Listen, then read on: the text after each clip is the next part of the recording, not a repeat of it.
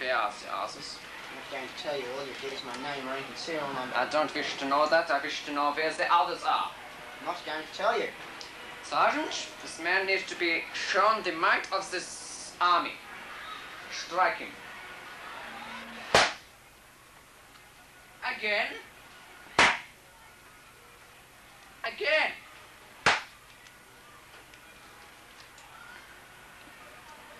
Where are the others?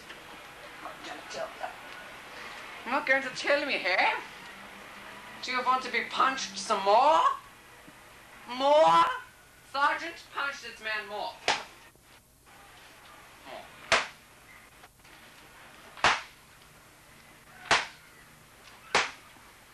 Stop it, stop it. At this rate, you will be scarred for life. Tell us where the others are! No. Kill him, I am sick of his insolent face.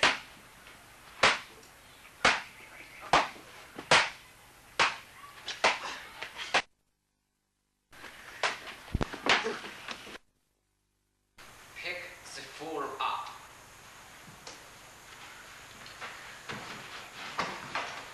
This is... Colin, get John out of here! Oh. Get them! Kill them! The prisoner is safe. Oh. Well done, men. Right, that's all. We have 2 more prisoners. What's in the chairs? Get the chair. Don't call. Take this fool outside and leave him there.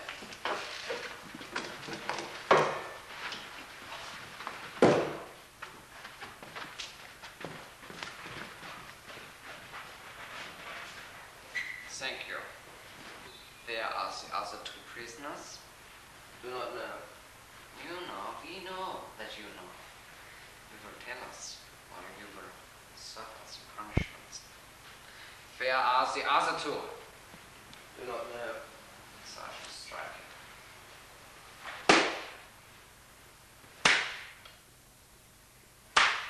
That will do. We don't want to hurt him too much. Now, where are the others? No. Does this not convince you that we are able to bring the information out of you? Tell us where the others are. No. Quickly, or we will be forced to strike you again. Give him a very good blow to the mouth. That was a good one, Sergeant. This prisoner will not give us the information. This other one must. Where are the other 2? I will never tell you. You will tell us. Never. We will inflict pain. Sergeant, do your job.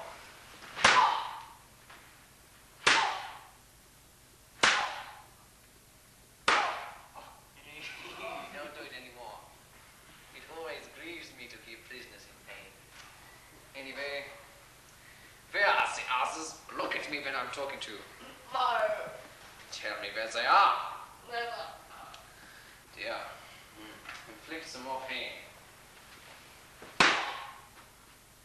Now we want him to be able to talk.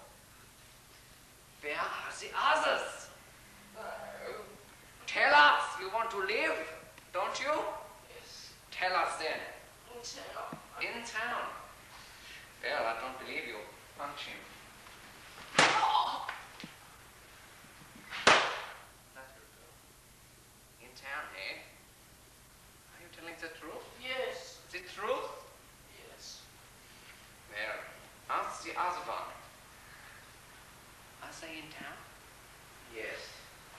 Are you sure? Yes. Punch him for good measure. Well. Well. You have been good prisoners. Punch them just to remind them that we are tough.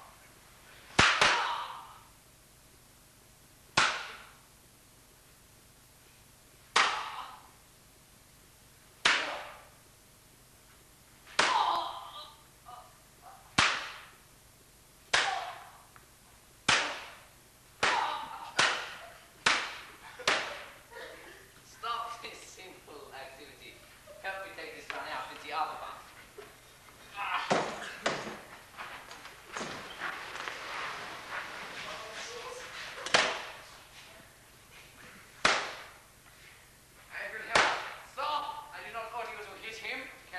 quickly.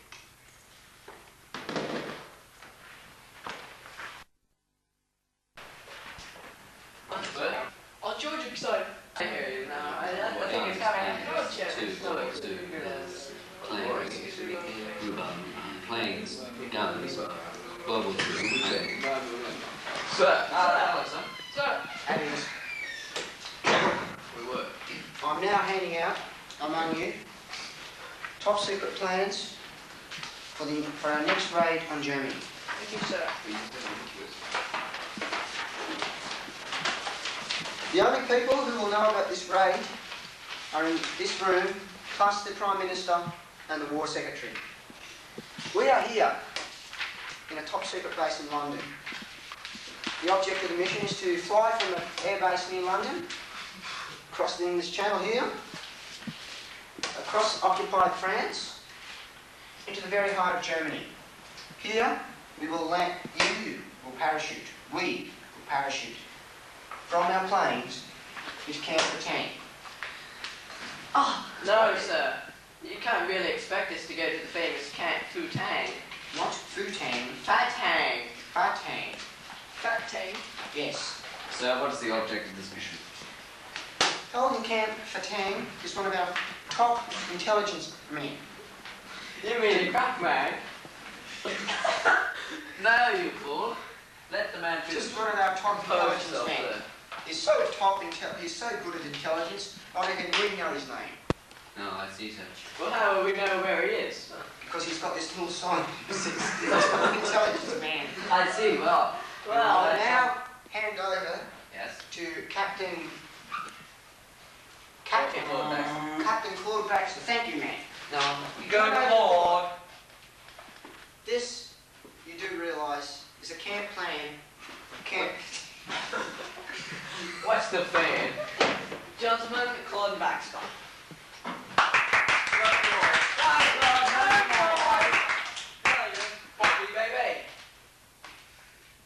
There's only one road in and out of this camp, And that's that one there. Yes. covering the road in this camp, 2 towers. Both have machine guns like every other tower and searchlights. Sir, approximately how many? No. Yes, guards are there.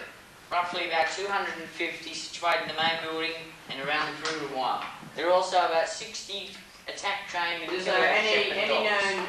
known intelligence tunnels underneath the sea? No, not as far as we know, but there may be 1 or 2. Is that X indicating where we're going to land? Yes, it's going to be landing about 200 yards from the base. And There, 6 men. how will we gain entry? Again, Do we have this is any- the wire. It's the perimeter wire that covers the entire area. Excuse me, Captain Wentworth Baxter. Do you have any do we get any secret identification? No. So, Oh, yes, we do. We actually are undercover Gestapo agents. I see, and will they ask questions if Gestapo agents are seen in this camp? No, they never do. Are there any Gestapo agents around? Yes, in a town 3 or 4 miles away. This is the wire. If you try to scale it, you'll have very sore hands because the barbs are quite big. There's only one way through it. The coils underneath are very thick. These will be given. That's where you're wrong. You said there's one way through it. The coils underneath. Shut up, you fool. Anyway, we'll be given equipment to cut through this wire. Yes, large wire cutters. We'll cut through the coils.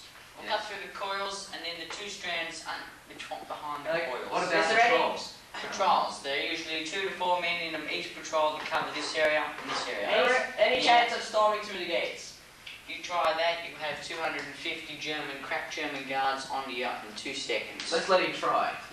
Approximately where is this intelligence man located in the camp? Probably here. In the Yeah. prisoners section. Yes. You'll have guards walking along the top of each building. Then insinuating where's the prisoner? What weapons will we be carrying? Mark II Sten guns, 9mm caliber, will be given about 10 rounds of ammunition along with 10 magazines of ammunition. Grenades, you'll be given a fair quantity of them. Is there any landmines located around the areas? No, if there is, then We'll find them. no. Where are we expected to parachute in? There's Probably around here, near there. There's a window there, but it's barred.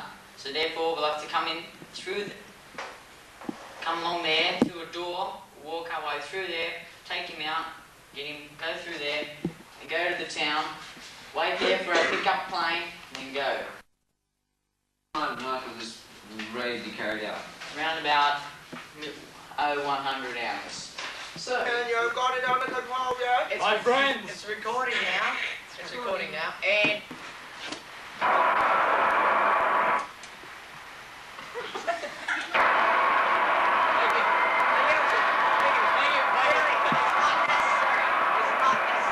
Anyway, all right then.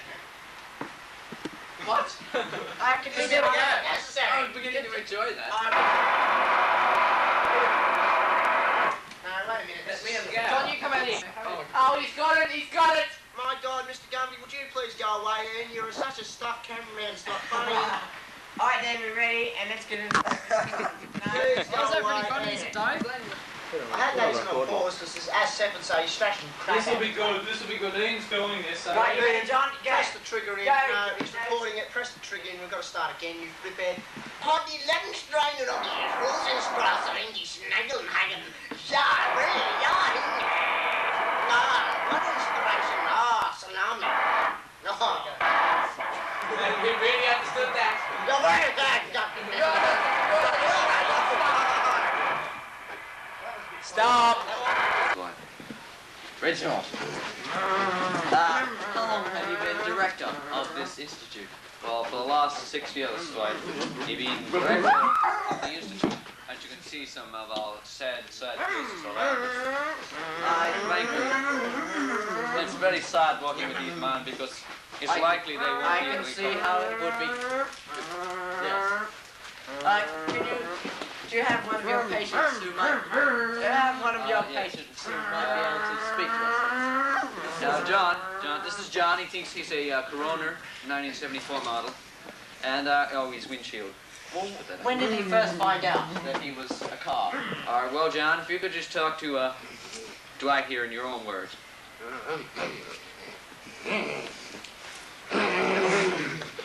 Well, maybe you can tell me.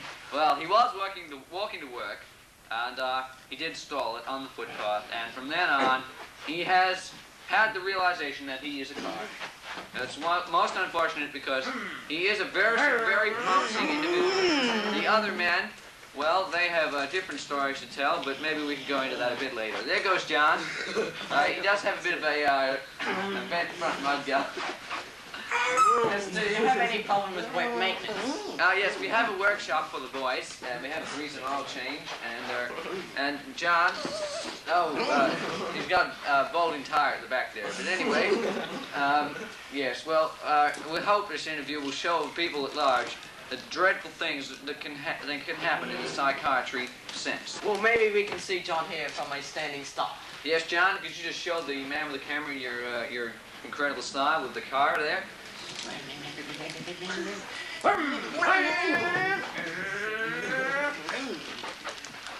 See, accidents do occur with these men because you would expect as such. Yeah. What about a brake stop? Could we perhaps see a braking stop? Look, Well, boys. that happens all the time. Yeah, see, head-on collisions are quite common. Now, John, try and keep those tires not full. Yes, now. Well, this is Dwight Smith reporting for Channel 6 News. Back to Dave.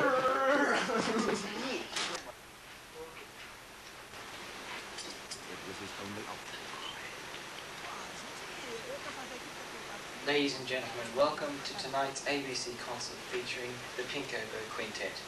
Tonight you'll see 5 oboes, with this one, Dwight Smith, on the tenor oboe, Ian Charles and John Godbolt on the bass oboe, and Colin, Sloan and Jason Pugh on the light oboes.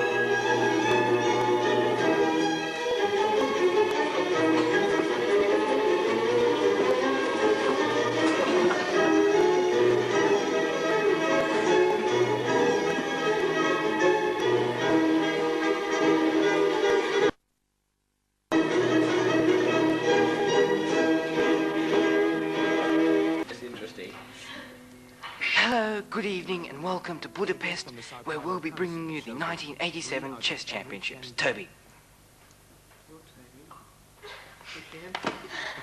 Take two. Hello, Colin. Need to get that off.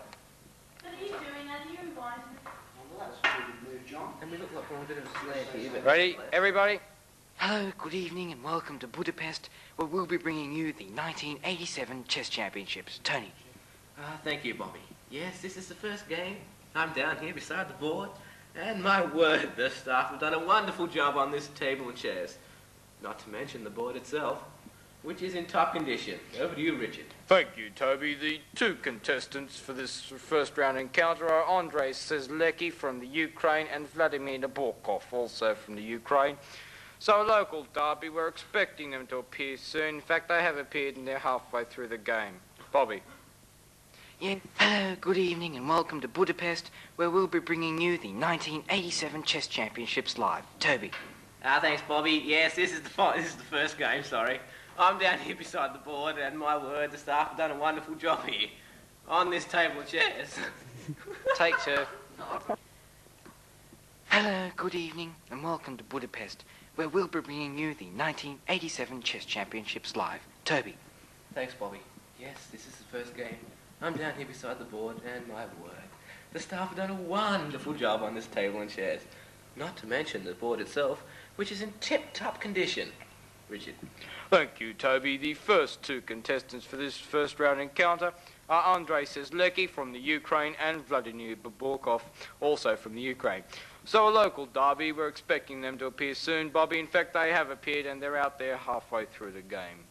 Yes, here they come. Well, here they are, both looking relaxed, confident, and I say we could be in for a real battle here. Norman. Yes, Leslie wearing a dark three-piece suit and it really looks good. A dark three-piece suit, and he's wearing a green jumper and grey. Chase! Stop. Good evening and welcome to Budapest, where we'll be... Hello, good evening and welcome to Budapest, where we'll be bringing you the 1987 Chess Championships. Toby. Thanks, Bobby. Yes, this is the first game. I'm down here beside the board, and my word, the staff have done a wonderful job on this table and chairs. Not to mention the board itself, which is in tip-top condition. Richard. Thank you, Toby. The two contestants for this first round encounter are Andrei Seslecki from the Ukraine and Vladimir Nabokov, also from the Ukraine. So a local derby, and they're out there now halfway through the game, and, well, quite good, both players. Both players went for a very quick opening. His head is not that funny. It is a bit. I give a good commentary and you go and wreck it up laughing.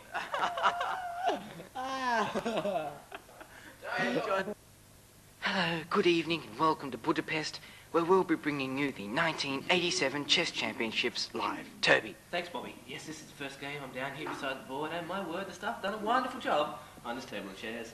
Not to mention the board itself, which is in tip-top condition. Richard. Thank you, Toby. The two contestants for this first round encounter are Andrei Seslecki from the Ukraine and Vladimir Nabokov, also from the Ukraine. So a local derby, we're expecting them to appear, and in fact they have appeared and are halfway through the game. Yes, there they are. Both men look relaxed, confident, and I say we could be in for a real long battle here. Norman. Yes, Leslie wearing a dark three-piece school uniform. And Nabokov opting for the dark three-piece school uniform.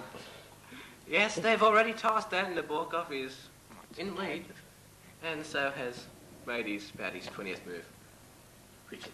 Yes, a bit of good luck, and, well, they've started. And Toby, what's the situation down there? Well, it appears that Seslecki might be playing the Skrillian defence and Nabokov the Queen's Gambit.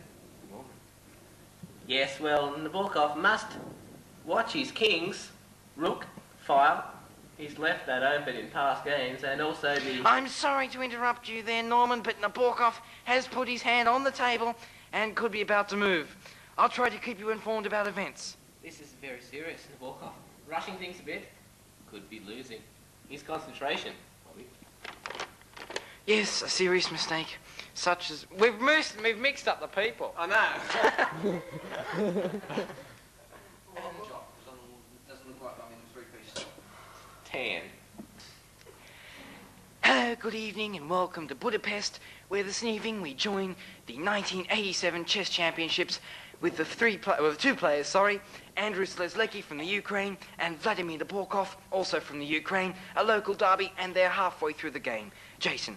Yes, it is an intense struggle here. Both players seem quite evenly matched. They've both made some quite good moves. And it's Naborkov here, contemplating a move. How do you see it, Richard? Well, I think that Slezlecki might be playing the Sicilian defence and Naborkov opting for the Queen's Gambit. And this should prove very, very interesting because both these sets of play are very different play with the very different moves. It's just an interesting note here that Naborkov is opting for a three-piece school uniform, while Slezlecki is taking a different course with a 2.5-piece school uniform. Yes, Naborkov looking very pale. His hand is hovering around the chessboard, almost shaking over the pieces. Very serious, very serious. You're not Naborkov. You're not even Naborkov. Just that's an interruption from the crowd. Get that dickhead off there. He's a cop. Hello, good evening, and welcome to Budapest, where we'll be bringing you the 1987 Chess Championships live. Toby. Thank you, Bobby. Yes, both players are here. They've started the game. Actually, they started the game quite a long while ago. And it's... Hello, good evening, and welcome to Budapest. Hello, good evening, and welcome to Budapest, where we'll be bringing you the 1987 Chess Championships live. Toby. Thank you, Richard. As you can see, the curators have done a wonderful job. Oh, shit. Hello, good evening, and welcome to Budapest, where we'll be bringing you the 1987 Chess Championships live. Toby. Thank you, Cecil.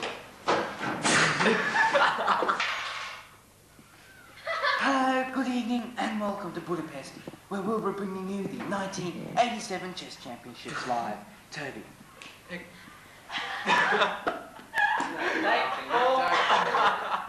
I like that. Hello, good evening, and welcome to Budapest, where we'll be bringing you the 19... Stop laughing.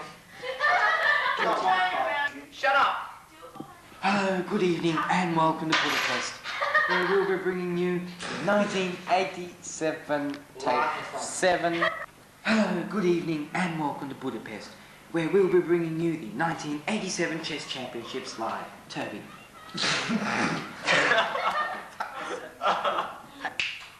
Hello, good evening, and welcome to Budapest, where we'll be bringing you live the 1987 Chess Championships. Toby. Thank you, Richard. As you can see here, the curators have done a wonderful job. The table is in tip-top condition, as is the board, and the pieces are finely crafted. We're awaiting the players now, and I think they're coming now, so over to you, Richard. Thank you, Toby. The two contestants for this first round encounter are Andrei Slezlecki from the Ukraine. He's entering now, and Vladimir Naborkov, also from the Ukraine. So, a local derby. Yes, here they come. Both men look relaxed, confident, and I say we could be in a reel for a battle here. Yes, Slezlecki wearing a three-piece dark green suit, while Naborkov is opting for a similar three-piece dark green suit. And Naborkov is white, so... What? Slezlecki is white. Do it again. Thanks for now. I'm waiting for everyone to be quiet. What are you doing? 7. No, you can't see John at the window. Don't worry about it, don't you? Dwight, don't do that again. Hello and welcome to the 1987 Chess Championships. We're bringing it to you live from Budapest. Toby. Thank you, Cecil. Where? Idiot!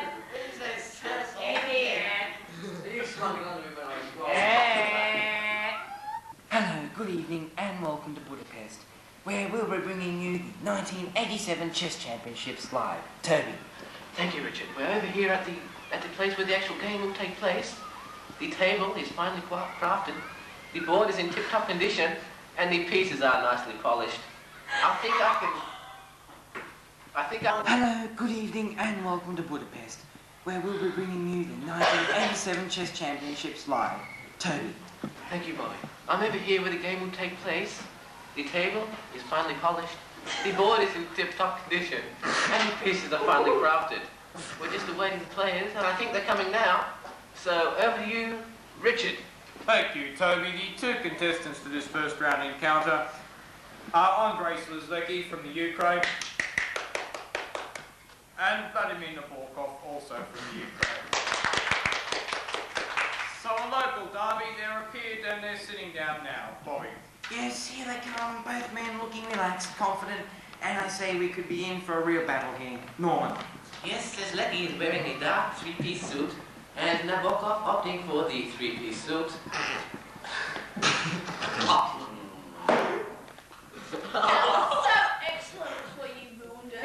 Good evening and welcome to the 1987 Chess Championships from Budapest. Toby. Thank you, Bobby. I got the name mixed up. Good evening and welcome to Budapest, where we'll be bringing you the 1987 Chess Championships live. Toby. Thank you, Bobby. I'm over here where the game will take place.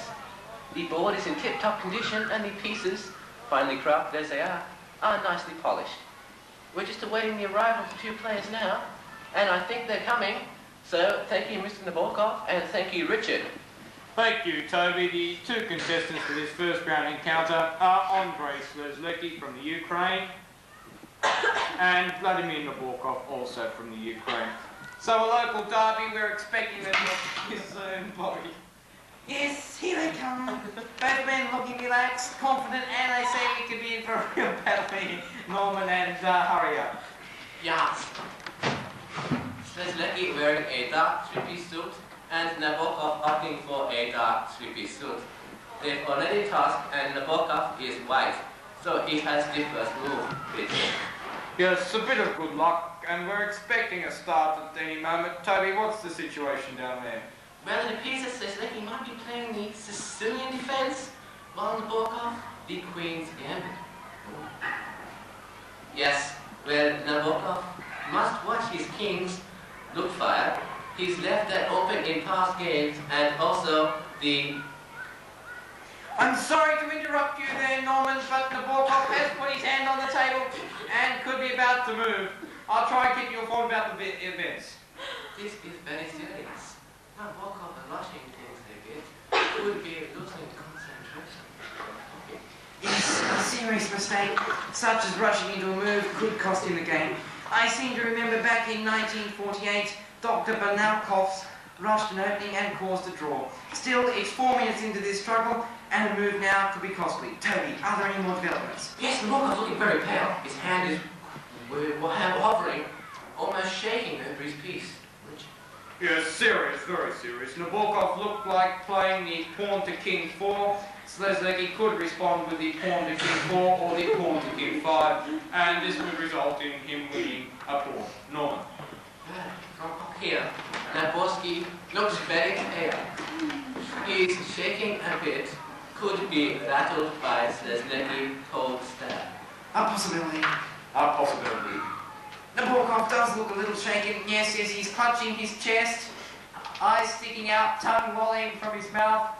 Could be he's trying to distract his opponent. Toby. He's just fallen to the floor. The chair, and he's laying on the unusual angle. I must say, I've never seen anything like for distraction before. A new move, and a somewhat unorthodox one. Well, I just had word that he's dead. We'll be back here as soon as his candidate improves. Checkmate. No, his condition improves. So, till then... Now keep the camera going, just Dwight, sit down. Hey! Just grin. Move back. Ready? Johnny, two. I'm getting in the middle of this. Caught it! Ready? Hello and welcome to this week's edition of Take It Out of Context. Thank you, thank you. Tonight's first story comes from John Godbolt. He's a woodwork student and he'll attempt to amuse our panel with details of his job. Jason, we're supposed to start. Hello and welcome to this week's edition of Take It Out of Context. Tonight's first story comes from John Godbolt. He's a woodwork student and he'll attempt to amuse our panel. And he'll attempt to amuse our panel with details of his job.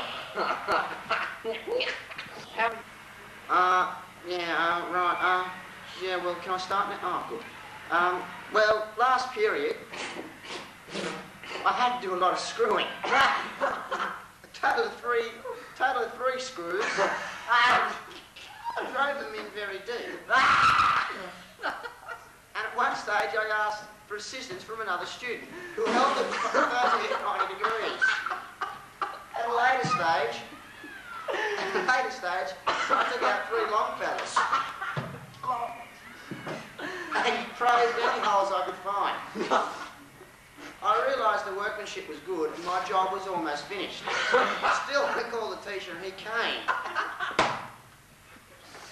He came over my thing, which was held securely in a vice.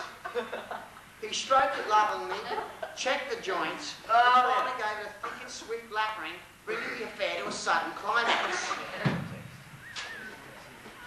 Oh dear. Jason. No recorded, Jason. Thank you very much, John. Now we move on to tonight's quickie, and our cameras travelled to Parramatta, where they found Dick, who had a Tory to steal. In English class? Come on, quick, Jason, come back this way. It's not working out. I like this whole bag. Okay, now this just stays on me this time. You're doing Oh, the lesson. right. John, get out of the John, way. get out of the road. John? There's got to be shots of the picture. Okay, stand there, John. No, this is just me. Every time I start, it starts. It's all right that time. Still going, look. Right, just get on me. Our show is drawing to a close, but before we go, it's letter time. This is where you, the viewer, send us a letter and we take it out of context. You ready, panel? Right, tonight's letter is from Jay Took. He writes, I took my girlfriend back to my flat, and once we were inside, I peeled off her clothing, leaving her in black underwear. We walked to the bedroom and well, we'll be back next week with another edition of Take It Out of Context. Till then, goodbye. God bless, goodbye, and have a safe journey home. You're on that. Good evening. Chook Feeders gets head caught in wire. Baseball player steals 2 bases. Jenny Craig starves to death. The Reverend Fred Noss arrested on a drugs charge. And Mick Jagger loses his lips in a freak skiing accident. Now press it again. Now press it. Shoot you there. Figure it out.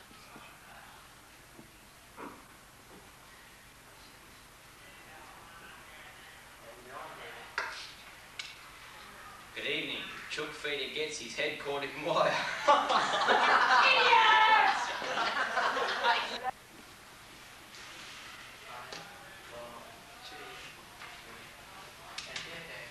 Good evening.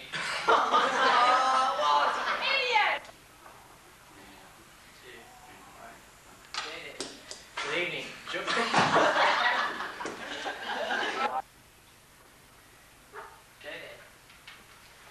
Good evening. Chook Feeder gets his head caught in wire.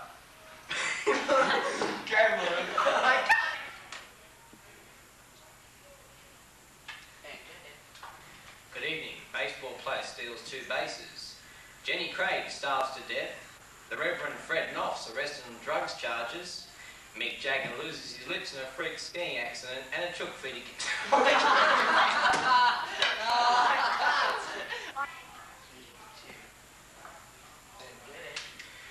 Good evening. Baseball player steals 2 bases. Jenny Craig starves to death. The Reverend... Get out! You get out of here! Baseball player steals 2 bases. Jenny Craig starves to death. The Reverend Fred Knopf's arrested on drugs charges. Mick Jagger loses his lips in a skiing accident. Channel 6 News. The details. Catcher for the Red Sox, I Stole 'Em, has been charged with the theft of 2 bases early in the second innings in the match last night. The Reverend Fred Knopf has been arrested upon entering Malaysia for carrying illegal aspirin. The Reverend said that if he had a pain in the neck, if found guilty, Malaysian police say that he will have one. Mick Jagger, famous lead singer of the Rolling Stones, was hit by a rolling snowball in the Swiss Alps yesterday. His lips were affected by frostbite. He's thinking of changing the name of the band to the Rolling Stones. From the Rolling Stones to the Rolling Snowball, I'm sorry. Where do you want this? Where do you want this? Hang on, just over here, thanks. Just go. Just over there, thanks. He's being treated by a lip specialist, gynaecologist Dr. Mike Hunt, and a Chinese acupuncturist. The latest move in the doctors' dispute, doctors are now being offered all they can fit in the back of the Mercedes for fees. They will also accept houses, cars, boats and blocks of land for payments. The head of the Doctors Association said that treating patients is making them sick, especially if they have a contagious disease. All Australian companies are leaving South Africa this week, with the exception of Pal Pet Foods, who say they have increased their production since the introduction of the state of emergency. The meat content of a can of Pal has risen to 55% African National Congress, 10% Zulu, 20% Indian, and 15% cereal. There have been more arms handed over to Iran. Further details in the following Big Affairs special. In sport, Ian Botham is riding on a high after recent successes in tests against Australia. Our reporter found him hitting up in the nets this morning, exercising some bad joints. He told us that they had been a real drag and was hoping for a speedy recovery. Cinderella, the captain of the Australian volleyball team, has been sacked from the team after running away from the ball. 2 lorry drivers who lost their loads while entering the King's Cross Tunnel when a prostitute crossed the road yesterday. Police are asking motorists to stick to their lanes. And in news just to hand, a chook feeder got his head caught in the wire yesterday. The way it is, Friday the 12th of December, 1986. I'm David Walters. Good night.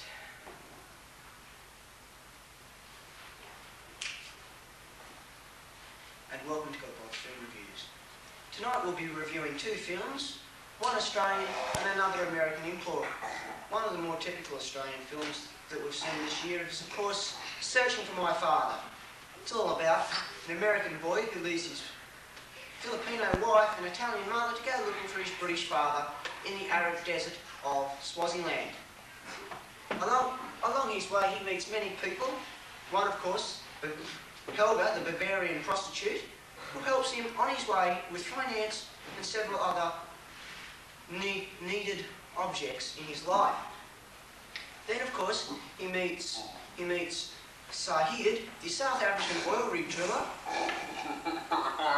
As you can see, there is his life in the background, and this features prominently in the film. Then, of course, the other film that we are reviewing this time is, of course, Gahambi. It is the story from Walt Disney about a small forest faun who reunites all the forest creatures together in an attempt to save them from the vicious woodcutters. When he is finally killed by the minions of the vicious woodcutters, they find that Gahambi has only left to the world his only legacy, which happened to be a pair of glasses, a pair of sandals, a white robe, and a safe deposit box containing $78 million worth of, shall we say, campaigning funds. And of course, my ratings for the night. I give Searching for My Father a red, Gahambi a gold, and my best films to see this week are Gahambi, Oh My Godfather, and if you do that again, I'm going to punch you in the face. And that wraps it up from me. Good night. Wrap him up. Good evening. This is Ian and Cameron's Snake Review. And as you can see tonight, we do not have any snakes, except for one very unusual and rare snake from Africa, which we will be showing later. Now it's over to Ian. Here we have a specimen of a crab which has nothing to do Hey, with Mum. Would you please get out of this shame, please? We're trying to play here. Stop losing yourself, David. Here is a snake. There is a Go, Ian. As you can see, this is a crab which has nothing to do with snakes, and it comes from the Bavarian swamps of South America in the Amazon basin. And this creature here, it feeds on mongoose eggs and all sorts of things. And next, we have the American snake, the bumlash. As you can see, the snake makes its way up the cow's leg, coiling around it, into this passage here. And it goes up its anal passage.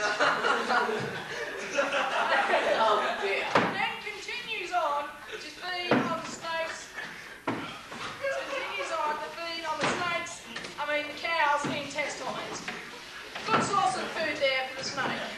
Very That good. is how balls are formed. The snakes come down at different angles from the cow. Okay. It's back over to the pufferfish now from central Mongolia. The pufferfish, as you can see, is not a snake. It's a lean walking fish. It is highly eatable to Japanese people who shove it up there. Oh dear. As you can see by the plate structure, it was severely bashed around the anal passage for this chuck and brown layers. Brown layers. The only way this is killed is by Chris chucking a brown eye at it. And now it's back over to Ian. Now here we have some things from the sea, and as you can guess, they come from the snake. The sea snake. Now the thing this feeds on this is this crab here. It takes the wastes from the snake, and I'll just get rid of this ball. Get out of the way. Get out of the way. Get off the set. Get off the set. So get off the set. Now, go back here. This is a starfish from the lower urine passage of the Ukraine. It protruviates out the bottom of its anal passage and leaks oil through the jar. This here comes from